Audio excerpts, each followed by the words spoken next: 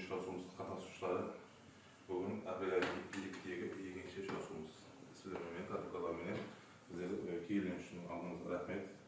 Биз президентибиздин карары тикар аял кыздарды колдоо-кубатлоо, аял кыздардын бактын камелүү, аял кыздарды жеңилдетүүгө айтылган иш-чара аялдарыбызга биздердин байкаганыбыз бизнеске көмөк, бизнеске причка деген кредиттер төлөрүбүз 6-23%, азыр 23% болуп атат.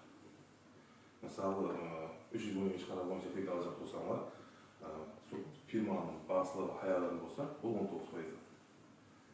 Басылыгы ер адам болса, 21%. Һәм жеңилдетүүлөр ийгилик берип атат. Мисалы кеше ээсин окуясында 200 нәлелер аялдар банктар үчүн берилди. Эгер сиздин кызыктырган суроолоруңуз болсо, башка да бир чечим айткан элеңиз болсо, бүгүн сол финанс базасында көрүп барабыз. Сиз не боюнча эмес? Мен жаңа аял кыздарды, жұмыссыз аял кыздарды боюнча кредитке келдим.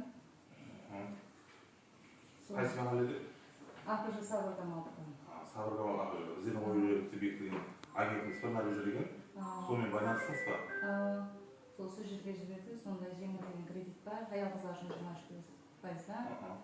Соны алсаңыз болот деди. Енді қандай неше сумма тартып аласыз? Сол 17 миллион атырабында. Бизнеске көмек, сол 17 миллион алып болсаңыз, бұл документтер тартады,